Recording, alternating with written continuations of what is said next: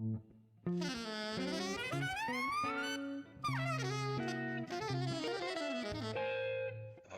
Jazz.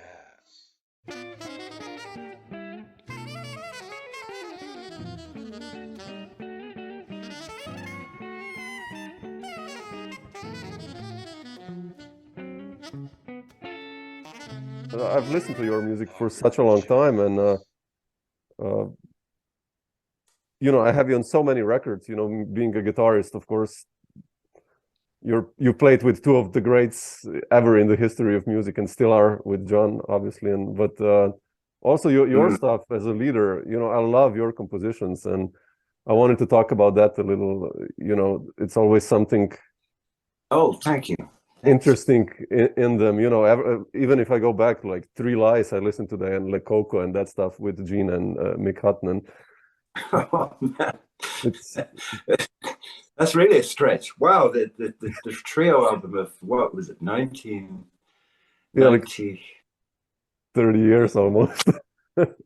yeah, that was a point in time. Yeah. But that's amazing that you have even heard that. I don't even know if that record's available. I know it's available at my bandcamp. Yeah. Basically, where I can keep these things going, because since the sort of partial demise of CDs, really, it's very difficult to get a handle on where these things are now going to be available, and. So a thing like Bandcamp it's actually a very useful tool for musicians. Yeah. Not least because it's a very fair one, and they seem to be very straight and reliable and about the way they do things, and a lot of it's very much in the favor of the musician, of the artist. So it's really good. Yeah, I agree.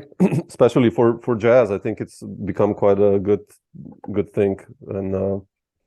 Yeah, it's a good one, but I would first like to ask you about the trackers and this project, Vaudeville 845, and it's beautiful. Like, what's the story behind it? Yeah, how did you?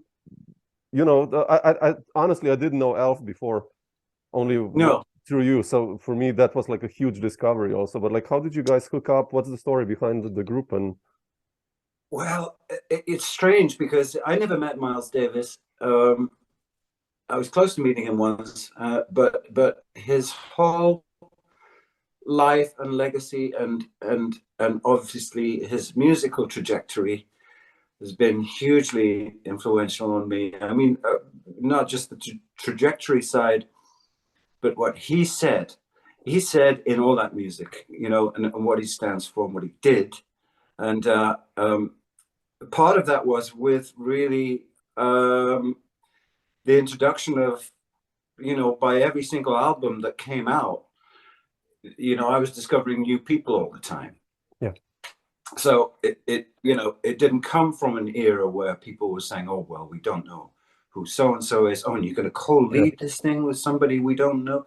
It didn't seem to be a concern. You said, well, okay, there's a tabla player I've never heard of. There's a soprano sax player I've never heard of. Whatever, it's going to be something. And it usually was.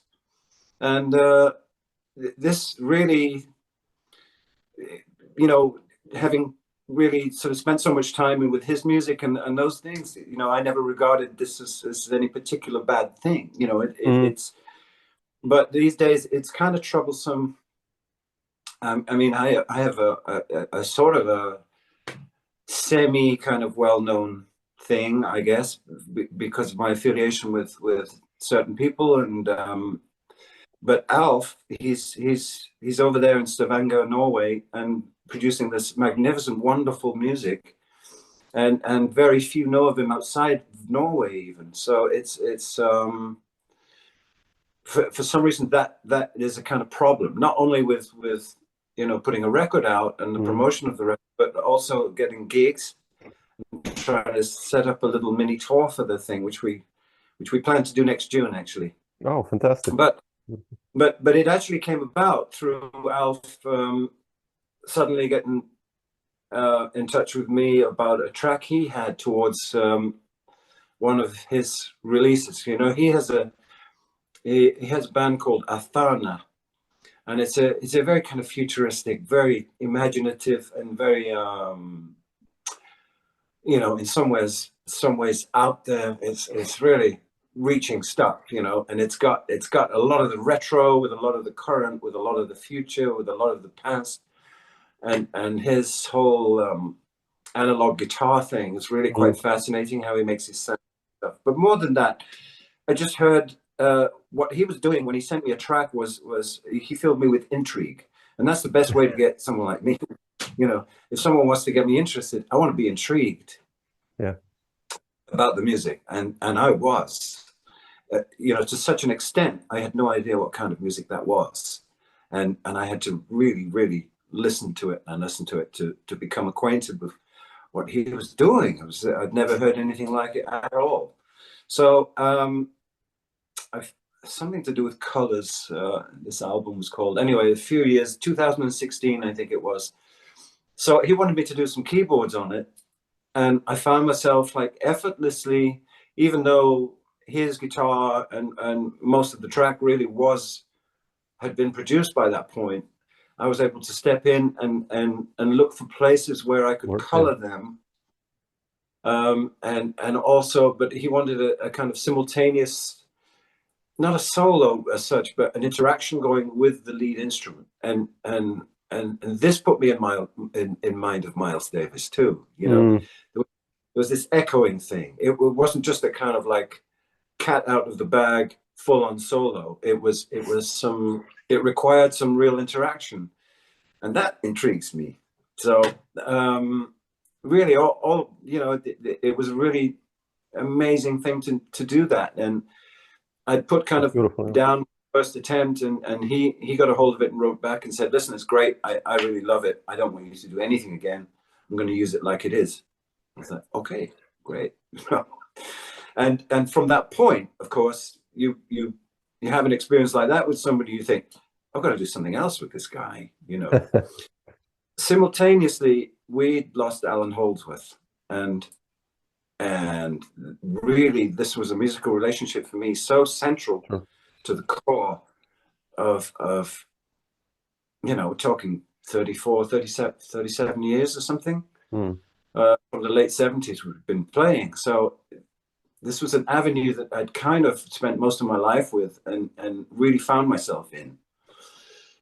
And him too, even though he was the instigator of it, he was developing, and even though we'd spend large periods apart, he'd come back and I'd come back, and we'd always be different, but there was always this connection.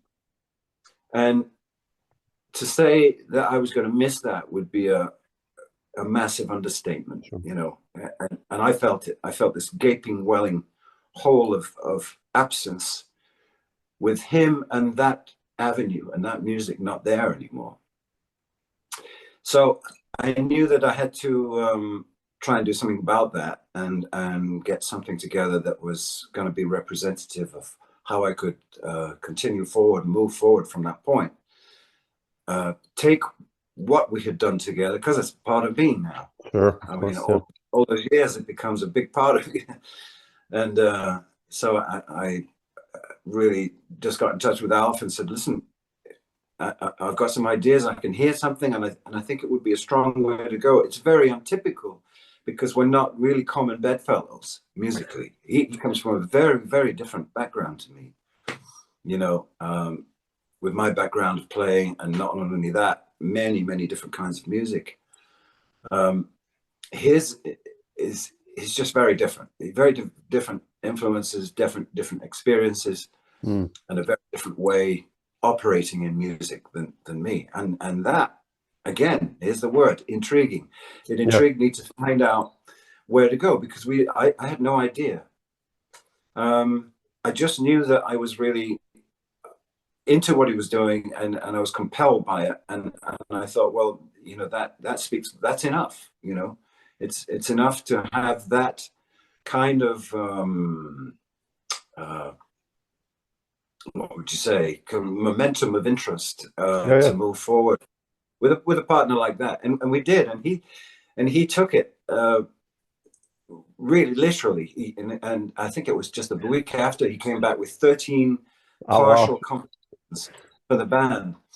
Because I said, I'll bring some things in and it might require a little adjustment, which it did for him, and a huge adjustment to me because, for one reason, as a drummer, I'm not really bouncing off him rhythmically anymore. He's a big part of him is like textures and effects and emotions and ways of playing in this kind of amazing, kind of mysterious way he operates in.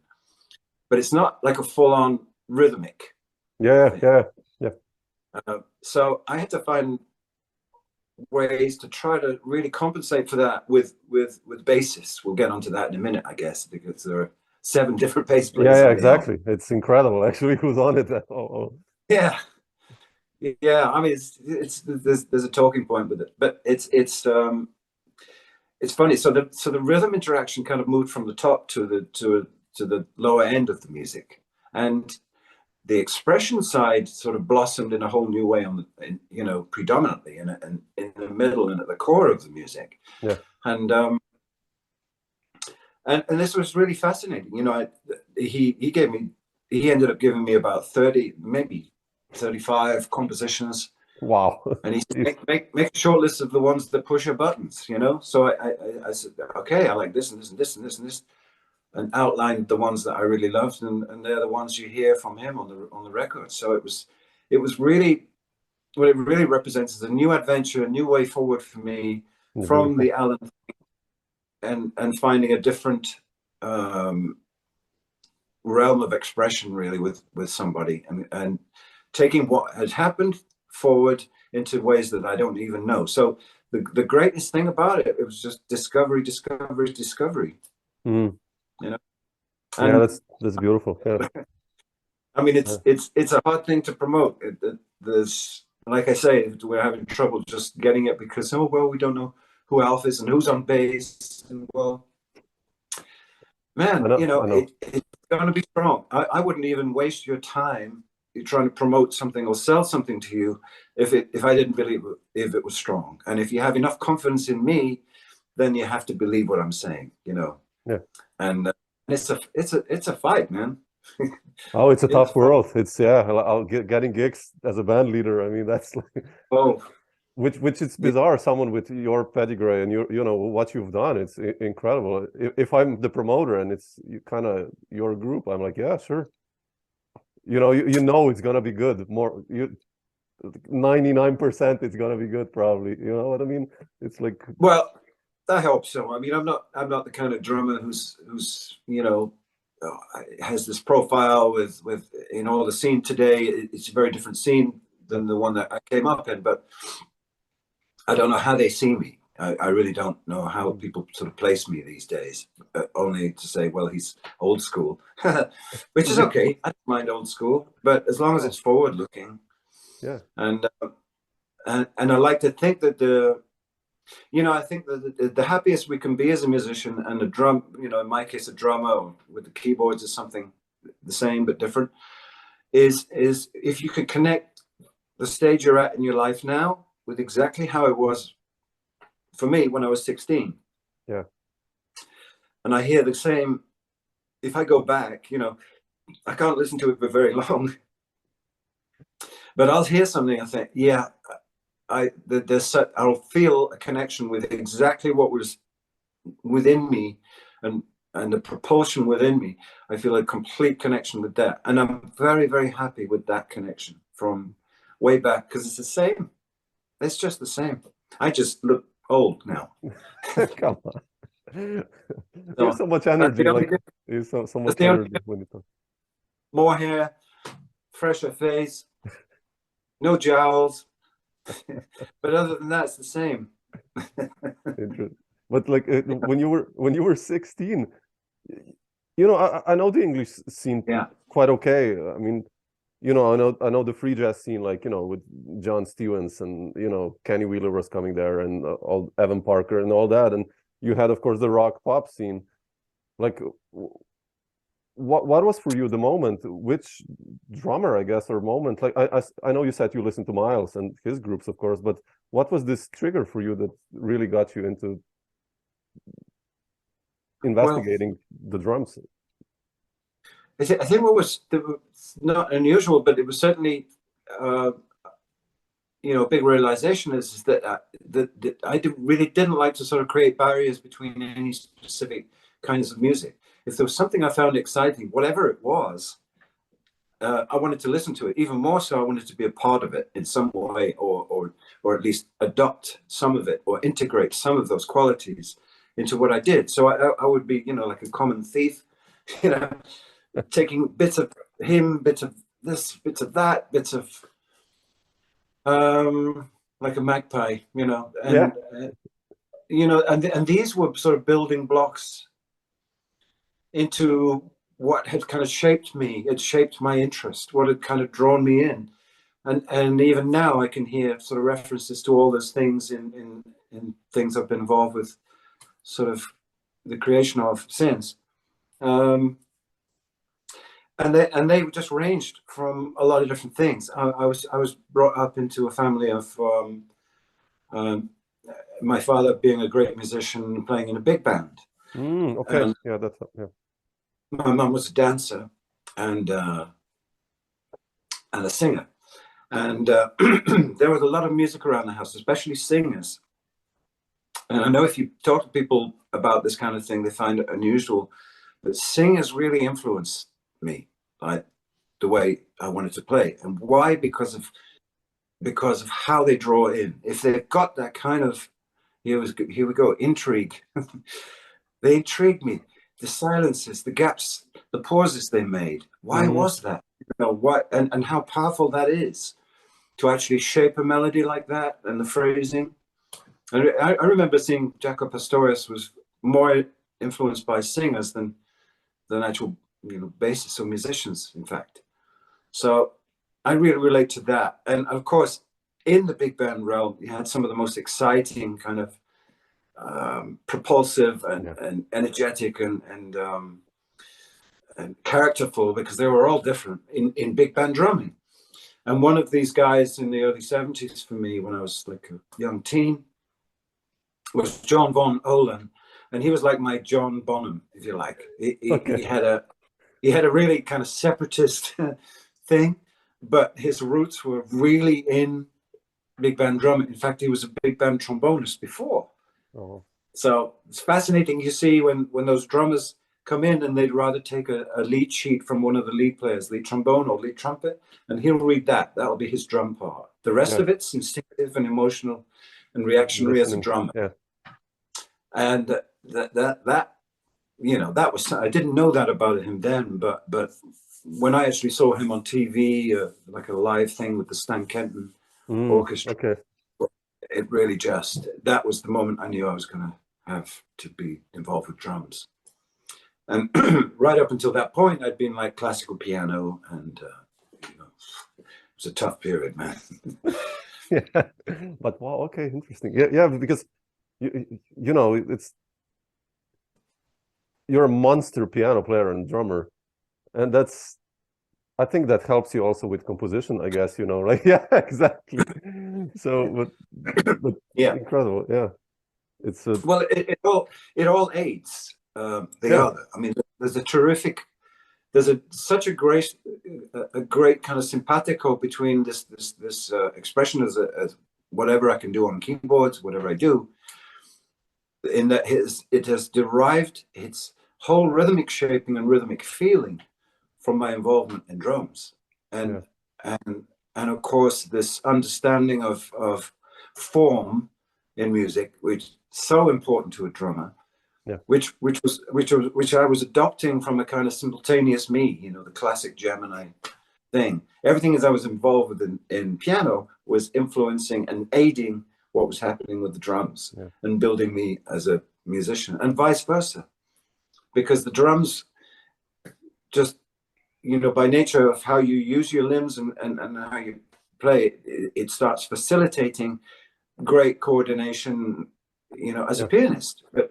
But behind that coordination is a conception, an understanding of how to work through odd meters or time signatures, and how to feel those, and the various ways alternatives within those time signatures, you can start to be interesting because of your understanding of it. And so it's a terrific kind of, you know, excuse me. Oh, yeah. It's a terrific kind of hand-in-hand process with the instrument, and it really is. It's been very significant to my sort of growth and continues to be. Mm. But they were other drummers too. I mean, I remember listening to Tony Williams' Lifetime, thinking this was commonplace modern day electric music, and it's like the people around me were like, "What is that? You know, what that? Just turn that off." Okay, really? You don't like that? Why not?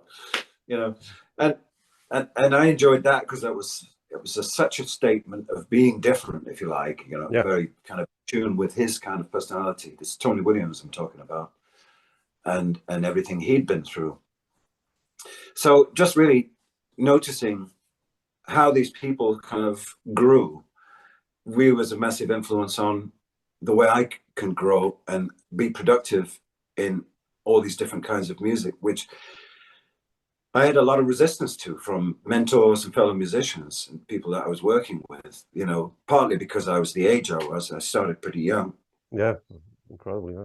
It was just that they would argue me down, saying, well, you know, you have to decide on which instrument you want to do primarily because you can't play both. And it's like, what do you mean you can't play both?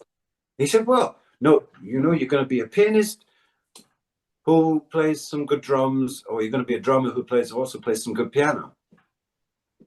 So which is it? You know, it's simpler just to be known as a one drum and more beneficially a drummer in a certain style, you know.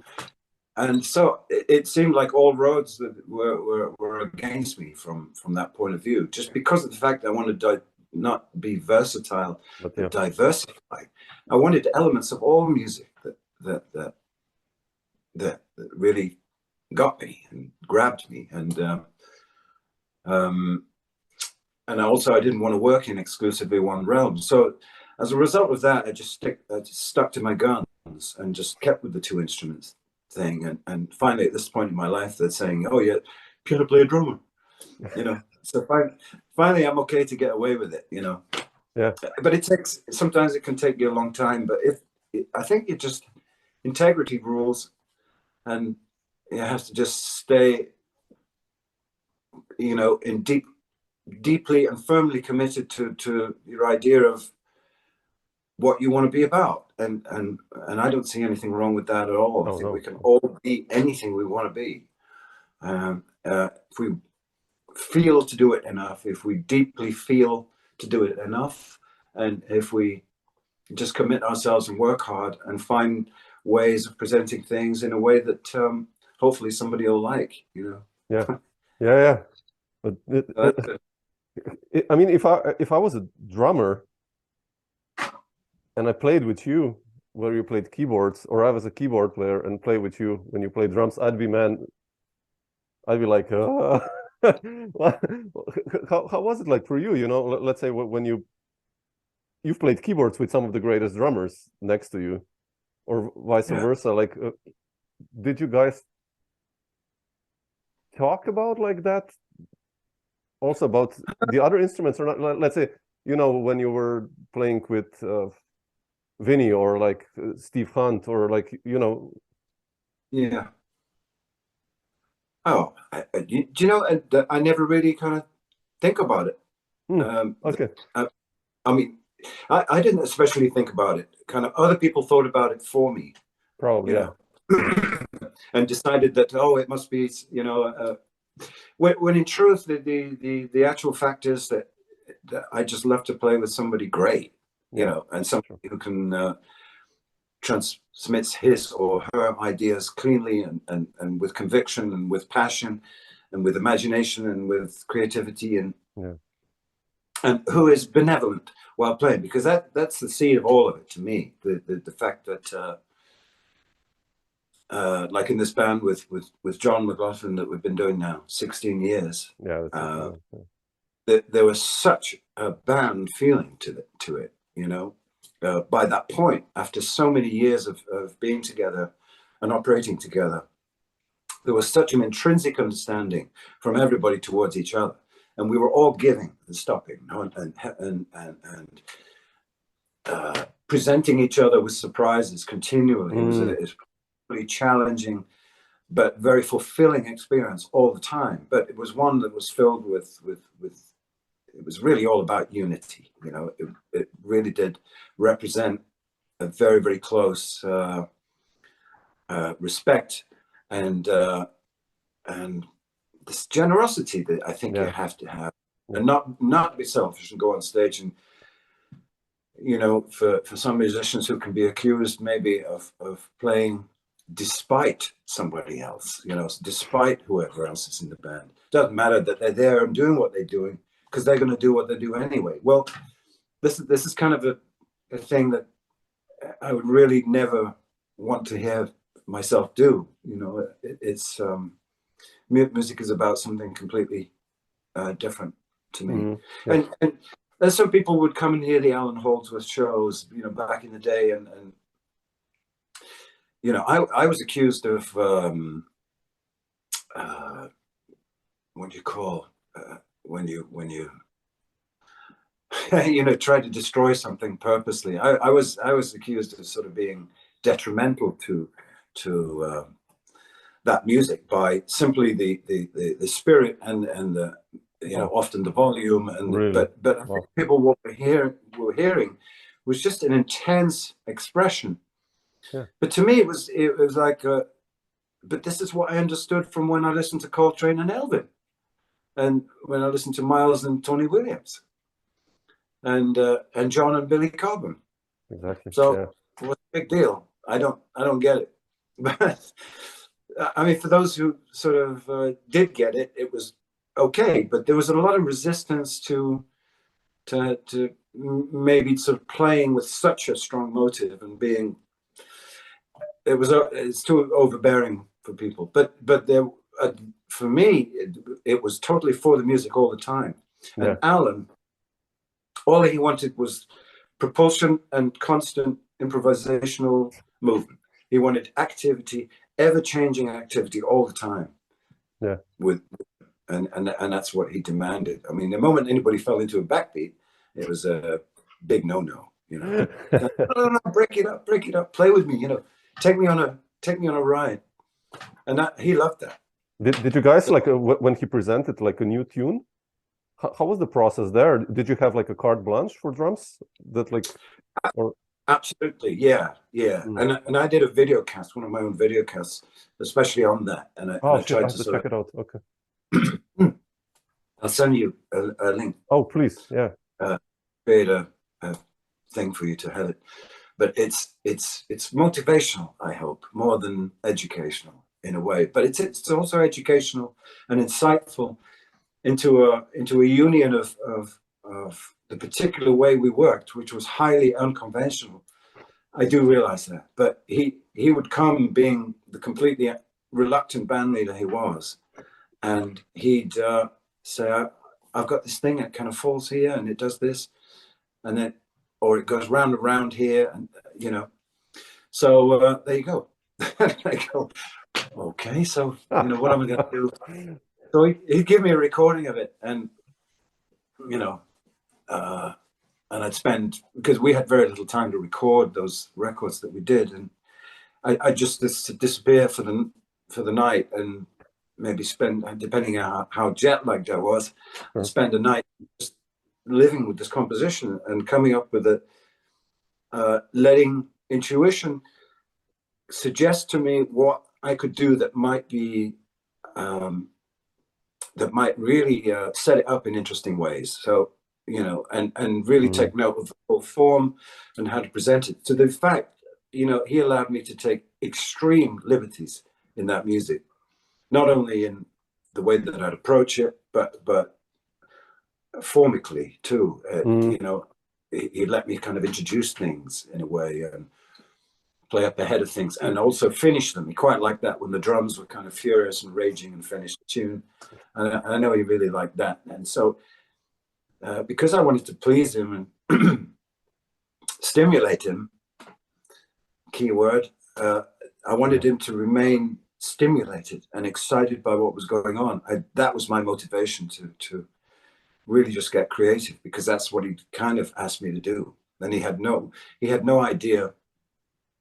Well, it's kind of split between the fact he had no real fixed idea of what he wanted from drums, and paralleling that, he wanted the musician to really find their own expression in it. So for drums, that was a big opportunity, and I grabbed it. For better or worse. No. Oh, for the best. Actually, it's like, come on, it's some of the best stuff out there. At least for me, you know, it's like.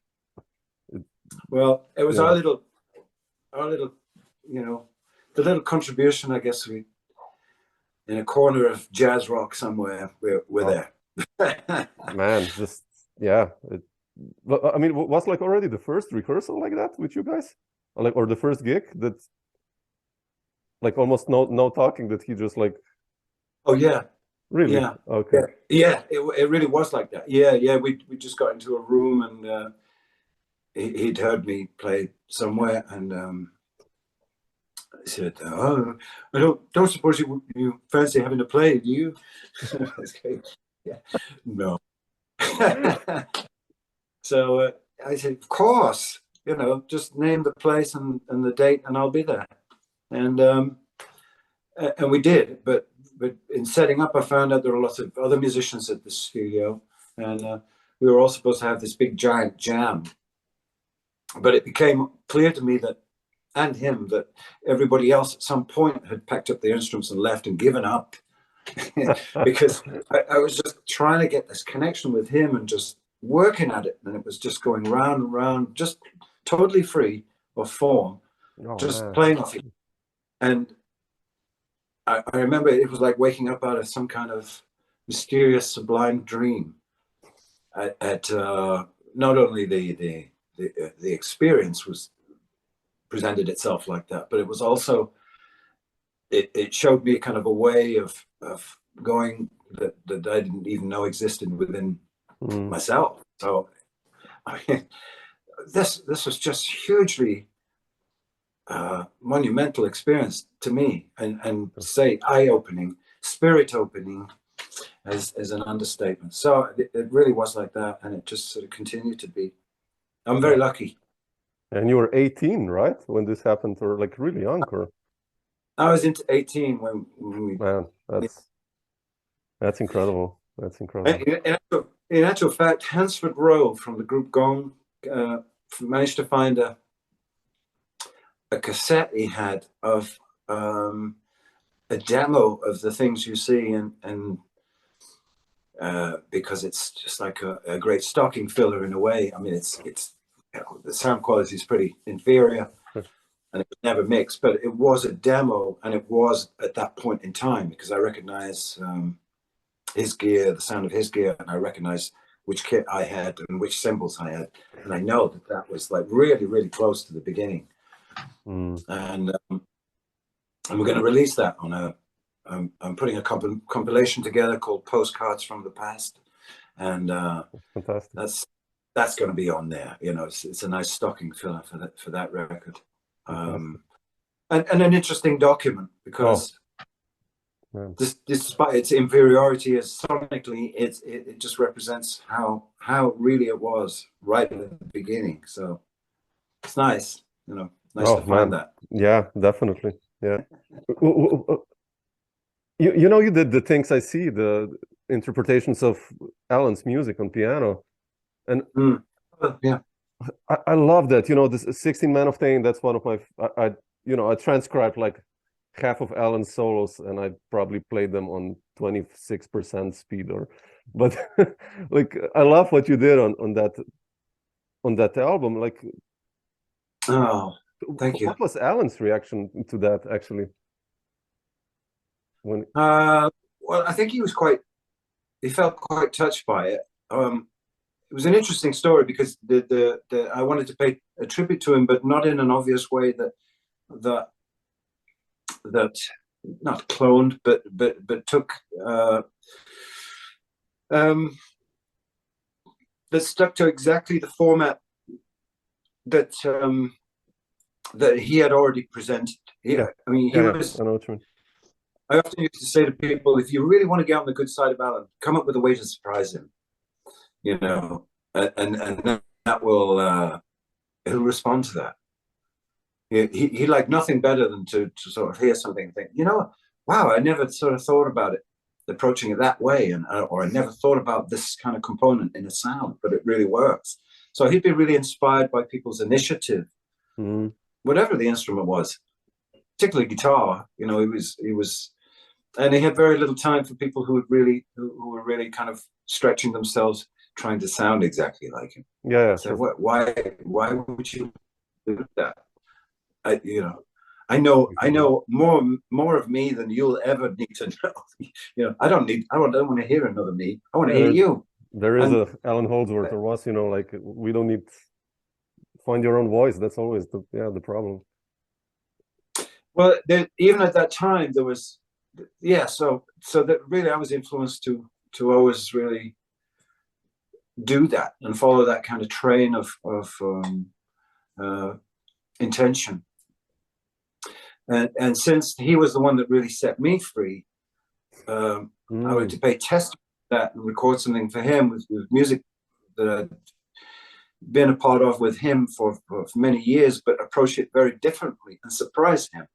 So a lot of those things now become like Debussy etudes, or you know, Etienne or Gabriel Fauré, you know, all this kind of like classical romantic period influence from my days in the classical world. Big influence there. So, but just to approach them and build them again in a different way. I mean, the great work that I knew that he would get was that every single bit of harmonizing was completely reworked. All I did was take melodies, literally the top line of the melody, but everything other was suggestive of the original harmony, but it wasn't. So it was completely rebuilt from chord to chord to chord to chord, and so was the shape and presentation overall of each composition. So I was very hopeful that he'd respond to that, and he did. And he said, "Man, that was just the kind of tribute that would mean so much to me, because you know, in a part of what in some ways is still there of my own music, that I'm experiencing something different with it." So I kind of just really went ahead to try to do that for him. I mean, it's so important that you did it when he was still there, you know, because these tributes always happen afterwards, and I'm always like, man, people, you should have, you know, we should show respect to these people when they're still here, because that's important, I think. In fact, that was his argument. You know, why don't those people celebrate these artists while they're here? You know, what's the point when it's all over and they're gone, or moved on? You know, and you know, I never heard a truer word, really. So it seems, you know, I'd hoped a lot of people, you know, would like to hear, you know, a piano kind of breakdown or transcription of how exactly those harmonies were built and how they sound on piano, which is usually not, got big problems going from guitar harmony to piano. It doesn't translate too well, and vice versa. So, I mean, automatically there's a necessity to find another way with it, you know. And so I did, you know, and it was a process of really kind of smashing really the harmonic content and the form, and then rebuilding it again in a different way, so it can support the melody in a new way, in a new presentation. So that's what I tried to do with that.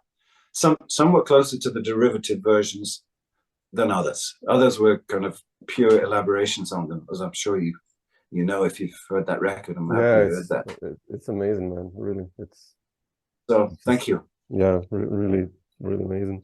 But happy you like it.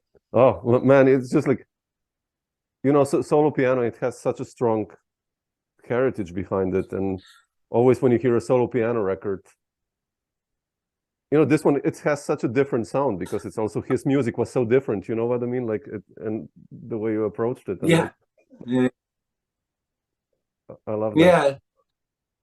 Try to find something different with it. Yeah, that was the underlying. But not to really just, oh, I've got to be different. I've got to be different. I mean, I wanted to complement that. I wanted to celebrate the integrity of those compositions in a presentation that would be alternative.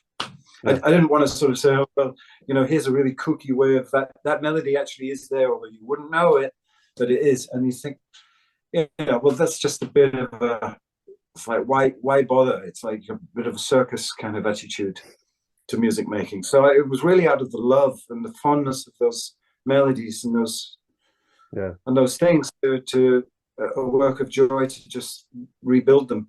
And he was very happy about it. He wasn't happy about it at the beginning, I have to say. Oh, really? Oh, wow. Okay. Yeah. Oh, yeah. He was a complicated bag of worms, Alan, really. Yeah, sure. Yeah, sure, man. You want to interpret my music? Yeah, go ahead. Then I get a phone call from a lawyer, you know.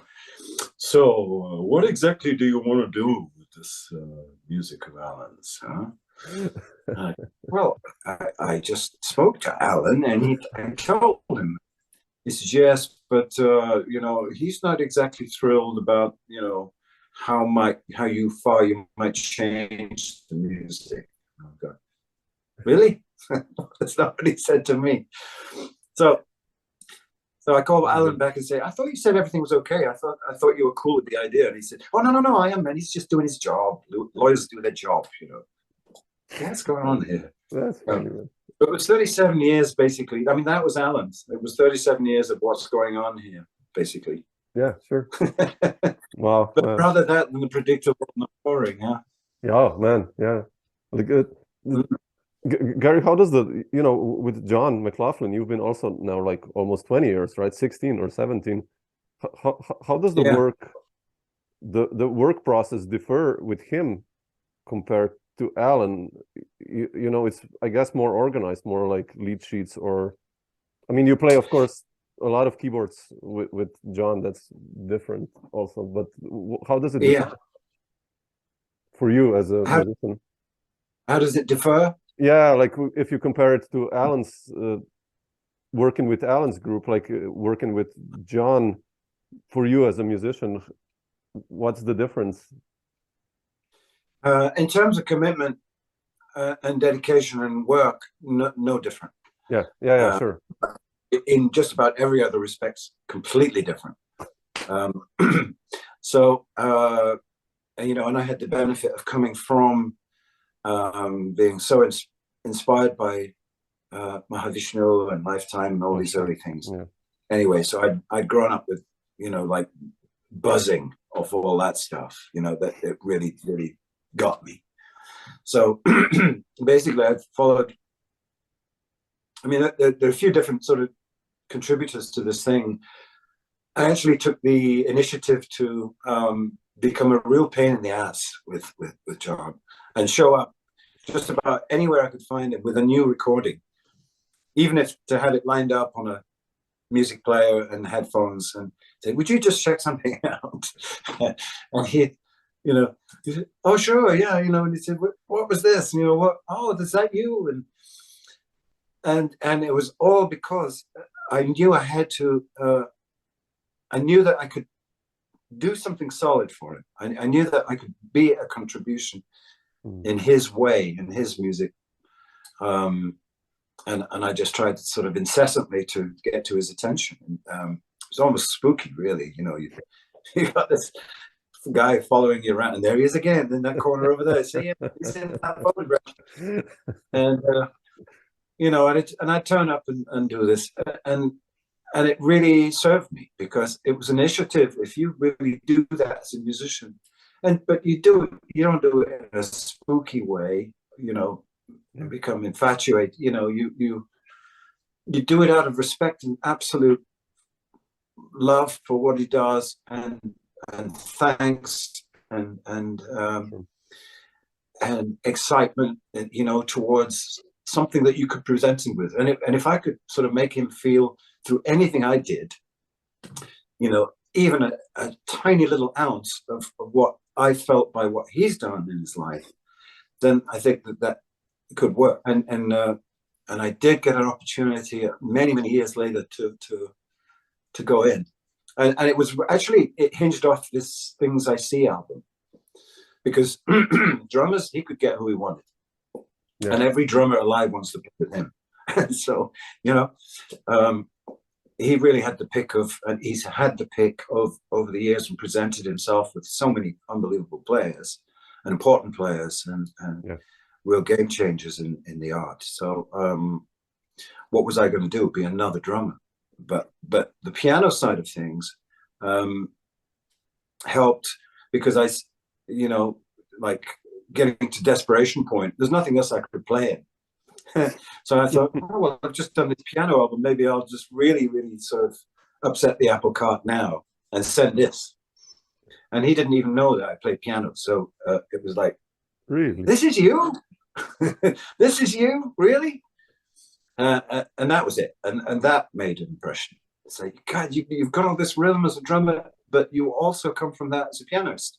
So that intrigued him enough to invite me along for Industrial Zen, which was the first experience I had to record with him, 2005 or 4.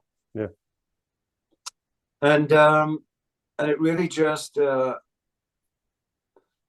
this was like getting to work with a Miles or something, Yeah. I mean, lots of those traits, believe me. I mean, there was some really complex sheet music about 14 pages long, but his actual harmony. And I'd sit in the studio, I think, well, I've got to do this. It's stated to me with this much detail. So why would it be in that much detail if he didn't want me to play it? Yeah. So I'd do it, and I'd honor it as what it is, with everything shown. And then, like, with completely no regard to how complicated the song was, I'd have recorded that of me playing exactly what it was. He said, right, now I want another electric piano. And this, grabbing the music that I had, goes whoosh.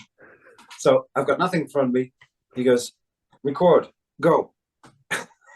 Wow, man.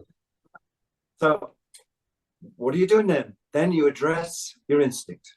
So you're bouncing off things you hear. You're bouncing off what you did before. You're bouncing off what the drummer's doing.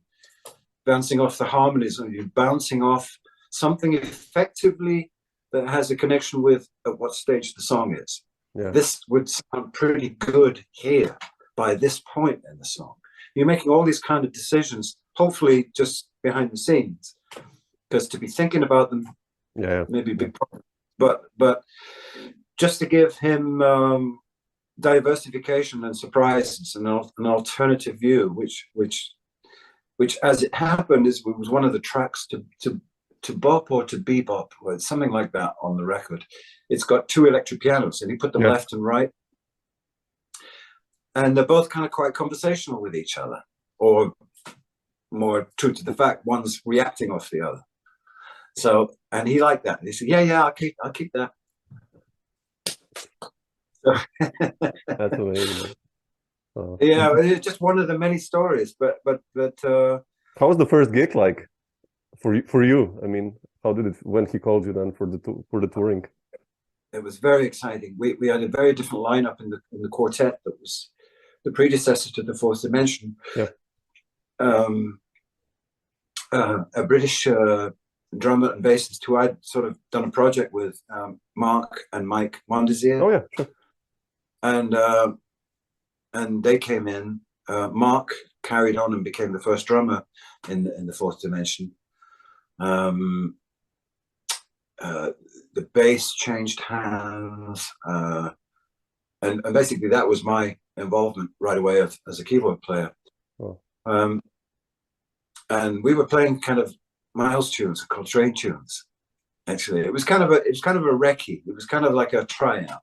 And we went down to La Union, near Madagascar, and played a prestigious concert there under the name John McLaughlin and Friends.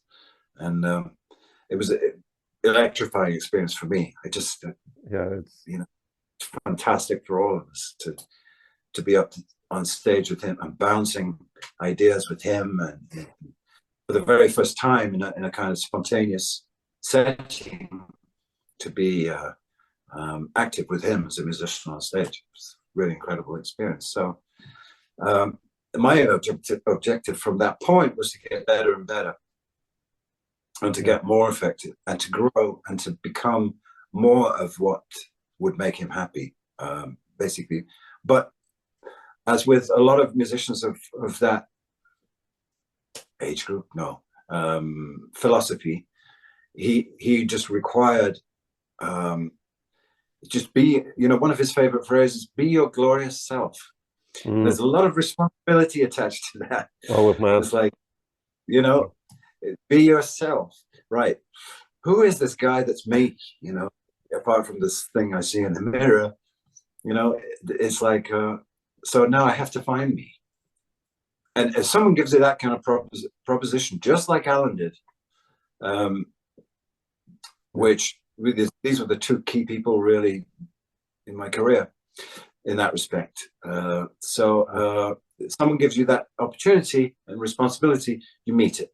And usually, once we started playing music, the intrinsic difference between the Fourth Dimension and John's other bands was the fact he'd usually have a lot of unison melodies going on. In the Heart with Gary Thomas, or in Mahavishnu with Gary Goodman, or Jean-Luc Ponty, and there would be a lot of unison melody going on, the keyboard, harmony, and whatever else. But we were a four-piece. So, exactly. Like, either it's John out there on his own carrying the melody, I have to support that.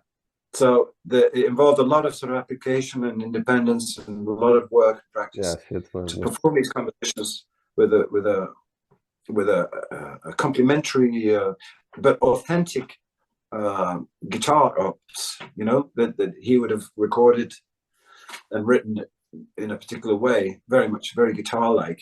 Yeah. Guitar, you had this. Piano, we had this. Yeah, exactly. Yeah.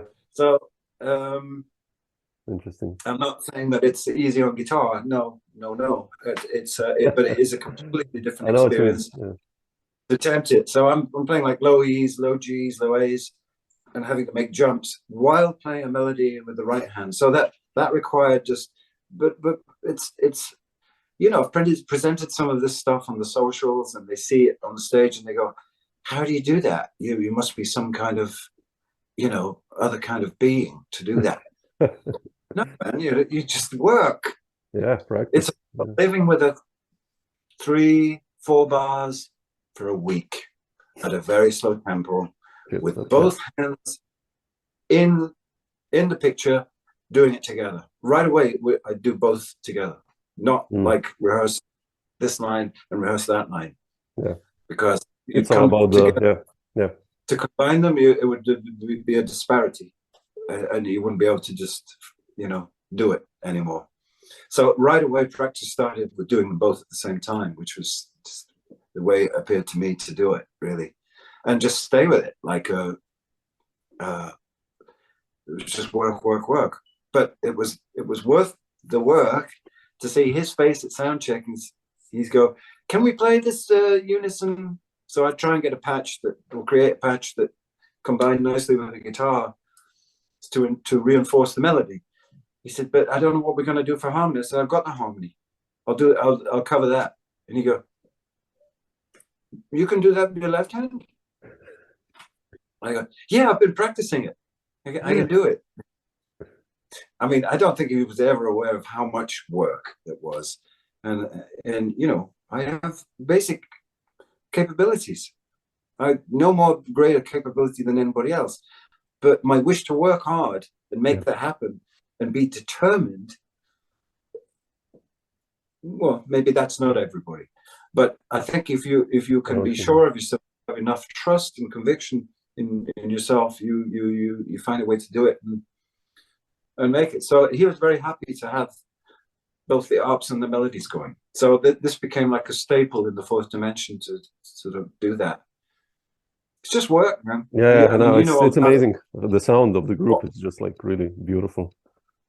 Yeah. Well, it gives you the experience of hearing unison melody but also harmony. So Harmony. I recognize that as being kind of chief responsibility. Yeah. And try to meet it. Yeah. Yeah, it's amazing. Like you played with two of your heroes when you were a teenager. Yeah. You know, from the 70s, and with one primarily kind of drums, and here now keyboards. So it's like quite a different perspective. You had the same. You serve the music, and you try to make it sound good, and you do actually amazingly, of course. So, but yeah, interesting. I can imagine for you how that is. You know, yeah. I can just imagine. But yeah, man, beautiful. Well, my happiness is in his, because if he's happy, yeah, then it's done the trick, you know. And it you know, this is kind of what turns the light bulb on for you to get us back, musicians, young musicians. Work hard, or come to the table with something that represents a difference, represents a commitment that they don't see in commonplace. People who regard it a little more in a commonplace manner. Like you go to the highest possible nth degree to make it happen.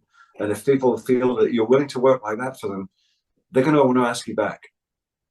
Yeah. So I just preempted you. Is there anything you want to say to young musicians? It's that.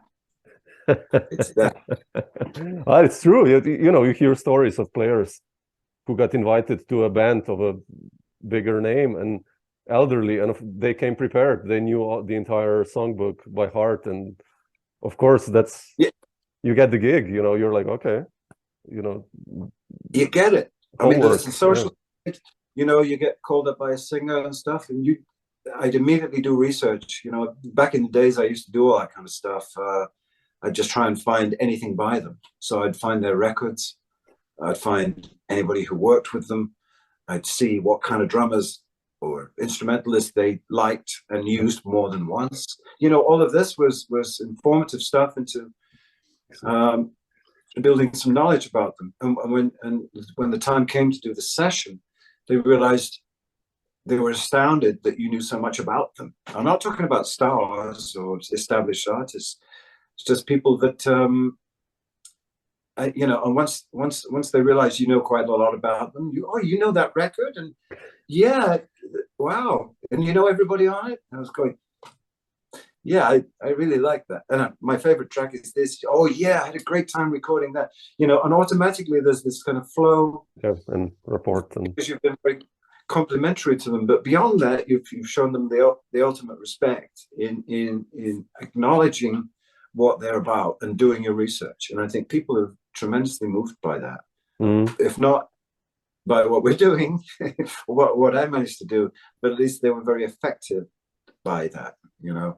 Yeah. And it's good. Beautiful. Good thing. Yeah. Gary, not to take more of your time, just the last question. I mean, I could ask you questions on and on, but I will let you be slowly. But like, what? I want to ask you questions because you're a musician. I can see that. I can see the headstock of the guitar there behind. Yeah, I have to send you an album. I did an album with Asaf Circus. I'll send you. Oh yeah, really? Yeah, we did like an amazing. I'll send you a link to that. I think you'll like it. But what's on the schedule for 2023 for you? Like, is there something upcoming with John? And I mean, obviously the trackers also. And well, we're trying to get we'll hopefully get the trackers doing some dates in June. I don't know where, but not America. And at this point, I think that if we can do some dates and establish ourselves as a thing, you know, so all the promoters can go, oh, okay, that's all right then, and finally convince people that to give us a gig and give us a spot. Then there's some future ahead for that, I hope. And the fourth dimension actually stopped really. John really, you know, it's 81, 82. It's a lot of what the world demands of you in terms of traveling and it's gruesome. Hardship of every kind. It's never been like this, and he doesn't recognize it, you know, and it's too much for him. It doesn't. really want to do the road anymore. So the fourth dimension, headed by John, I think is probably done, which is a big shame. I'll miss that, but I'm doing some touring with Billy Cobham again. I haven't worked with him since 2014. Seriously? Another old hero. Yeah. Yeah. What's happening with Billy? Well, it's a 50th anniversary of Spectrum, the album, and we're playing kind of his new arrangements of those. Just as we did, I was a part of the Spectrum 40. We had a band, Spectrum 40 band, and I also did Spectrum 30. That's amazing, man. Yeah, wow. There's quite a lot of sort of back experience with him in one band or another, or lineup in one lineup and another, but that's always wonderful and very challenging. Yeah. Yeah. So I think that's due to take place in May. Wow. No, it's May. So the band will be sort of playing around in Europe, I think, in May. So fantastic. Oh, hope to catch yeah. But I'm intrigued to hear your work and what you've done with that half. Oh yeah, I'll send you. You'll be. I play banjo and moog and bass and guitars and. Really? I'll send you. We had WeTransfer. It's not out yet. It's coming out in March. But Asaf just did 1 hour improv on drums. Yeah. And then I dissected everything and made compositions on top of that. And then you listen to it. It's like, man, why did I? And I didn't write sheets, you know. Oh, that's really. So, yeah. So wow. It's like, yeah. That's a really interesting approach. Yeah. I'm intrigued to hear that. Intrigue. Yes. Okay. I hope I'll get you intrigued. I am. Yeah. No, I'm already hooked on that idea. Yeah. I'll send it to you via WeTransfer. So if you care to listen and give me a response, man, I'll be incredibly grateful. So. Oh, sir. No. I'm very interested. Mays are open all the time, and it's sort of disturbing me a lot of the amazing things people are doing these days. Yeah, but otherwise, Gary, if you will need some help for May, I can send you some links in Austria. I know a lot of promoters have been organizing gigs for 20 years as a band leader also. So if you will need something, just drop me a line.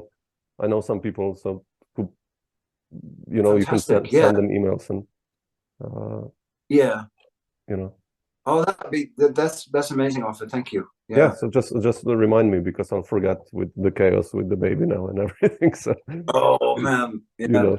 But just remind me. So. Hey, look what I got. I'll do that. I will remind you just to say, dude, look what I got for Christmas. Wow. Oh man, Elvin. Yeah. Wow. Elvin John live at Pookie's Bar. Sorry, did I have that the wrong way? Yeah. Is that a new one or?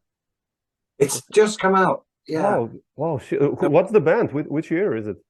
What a Christmas present. Well, it's actually a very interesting time, because the only weeks before this appearance by Elvin and this unit he had, Elvin was kind of finding his feet. Coltrane had just died. They just so that period. Okay. Maybe weeks, maybe days since John Coltrane had actually passed away. So Elvin, I can really kind of think, when I read that, I thought, Jesus, not to make any comparisons, but it was very much the same situation I found myself after Alan. Alan, yeah.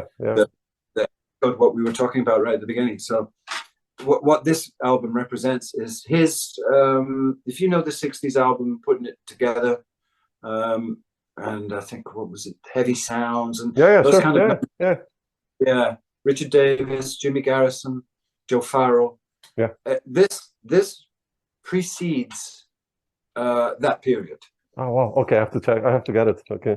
I love Elvin, of course. And I can highly recommend. I mean, features, unfortunately, the world's worst out-of-tune piano imaginable, which was really a real shame. But it is what it is, and it's a document that somebody had from quite a lengthy sort of residency at a small, very impossibly small club in New York at that time.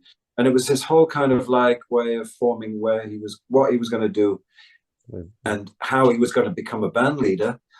This is it's a big turning point that album represents. And I've only heard one track. He's just in glorious form. Yeah, can imagine. Oh, and it's just, I'm such a lover of Elvin Jones. So did you see him live in the past, like on gigs? Plenty of times. Oh, okay. Yeah. Okay. One of the great things about getting old is the fact that in the 70s, in the late 70s, he's one of variety of people that I was able to go in late set at Ronnie Scott's, by which time everybody had sort of cleared mostly. It was just the hardcore people left over. Yeah. And sit incredibly close to someone like Elvin and just be transported. And it indelibly affected me for the rest of my life. It was just one of those, and every time I heard him, it was like there's something of the earth in him. It's so intrinsic to life. It's so alive with vigor and purpose, and something incredibly natural about it. It's like it's one with all the plants and the trees and the birds, and I was, what have I been smoking? Yeah. No, but the earth, that's what I think Jerry Berganzi or someone said the same thing, actually. When he saw it on gigs. Yeah, earth. I think it was the same word he used, actually. Interesting. Yeah. He's like the soil. He's like rooted somehow. Yeah. The very fabric of life. And it was always incredibly life-affirming experience seeing it, as you can imagine. And did you never see him? No, unfortunately, no. Tough. Sorry. Yeah, I know.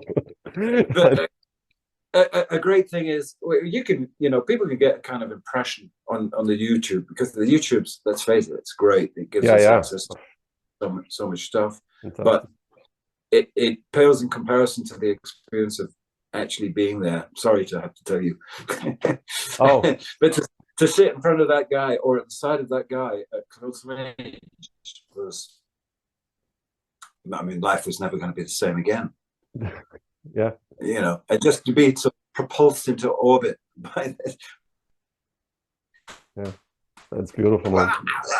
And to see that kind of display of passion and absolute affirmative self-belief and conviction and all of the stuff that makes these people, that happens to be a part of what makes these people so great, and what a separatist. You try and imitate Elvin Jones, good luck. Yeah, exactly. Good luck with that one. Just can't happen.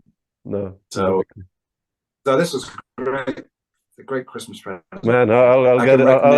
I'll get it now. Actually, just I wanted to. I have so many records by Elvin. So yeah.